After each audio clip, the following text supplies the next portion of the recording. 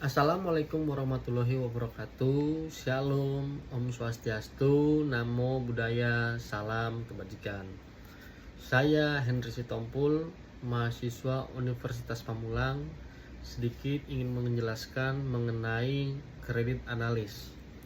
Ya, seperti yang kita ketahui, kredit analis itu ialah seseorang yang dimana ia menganalisis kelayakan kredit calon debitur. Oke, tujuan utama dari pekerjaan ini adalah untuk memastikan bahwa pemberian kredit tidak menimbulkan risiko kerugian bagi perusahaan pemberi pinjaman. Ya, seperti bank leasing atau yang lainnya. Dalam prosesnya kredit analis ini mengevaluasi kondisi keuangan calon peminjam, menganalisis laporan keuangan, dan menilai faktor-faktor lain seperti riwayat kredit, pendapatan, aset, serta potensi risiko lainnya.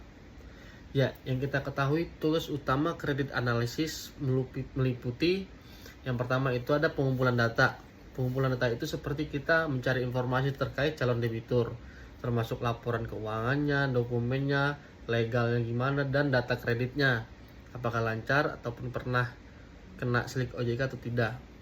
Yang kedua itu analisis risiko. Menganalisis ini kemampuan calon debitur kira-kira mampu atau enggak dalam memenuhi kewajibannya nanti ketika dia menjalankan atau kredit tersebut.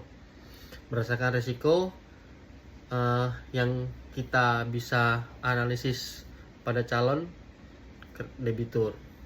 Yang ketiga itu ada pemberian rekomendasi. Pemberian rekomendasi ini memberikan rekomendasi persetujuan atau penolakan kredit berdasarkan hasil analisis yang tadi yang kita sebutin tadi. Yang keempat itu ada pemantauan kredit. Pemantauan kredit itu ialah mengawasi kinerja debitur untuk memastikan mereka tetap mampu membayar kewajiban mereka sesuai dengan perjanjian. Oke, seorang kredit analis itu membutuhkan keterampilan analisis yang kuat, logika harus kuat, pemahaman mendalam tentang laporan keuangan, dan kemampuan untuk mengambil keputusan berdasarkan data.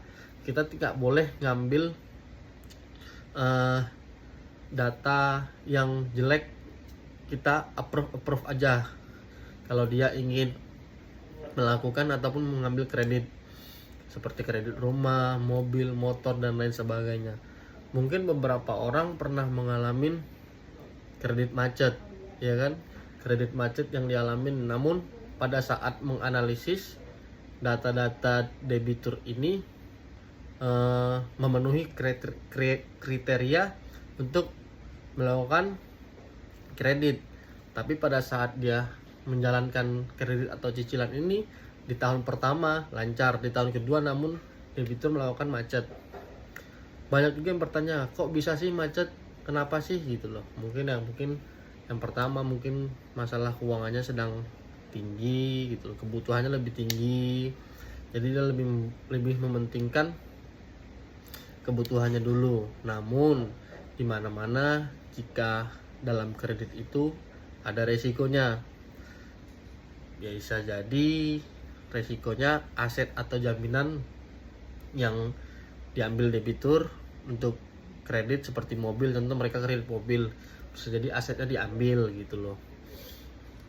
Bisa nggak sih kita negosiasi sama pihak bank atau leasing lainnya, lembaga pembiayaan lainnya? Bisa, tergantung win-win solutionnya nanti gimana.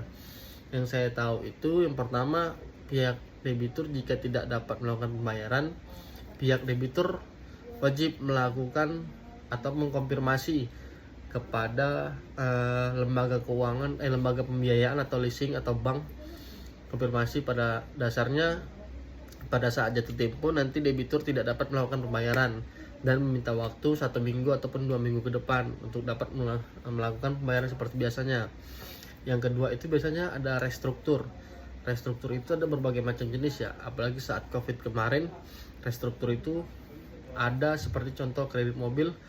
Restruktur itu ada yang bayar bunganya aja, ada yang dia nggak bayar full 1 tahun namun tenornya ditambahin juga 1 tahun beserta bunga-bunganya gitu loh. Bisa jadi, atau yang ketiga apabila debitur dalam tanda kutip dia nggak bisa sama sekali menerusin kredit, ya pihak debitur wajib menyerahkan aset tersebut secara baik-baik kepada lembaga pembiayaannya. Begitu teman-teman. Demikian yang saya ingin jelaskan, pengetahuan saya. Kurang lebihnya mohon maaf. Terima kasih semuanya.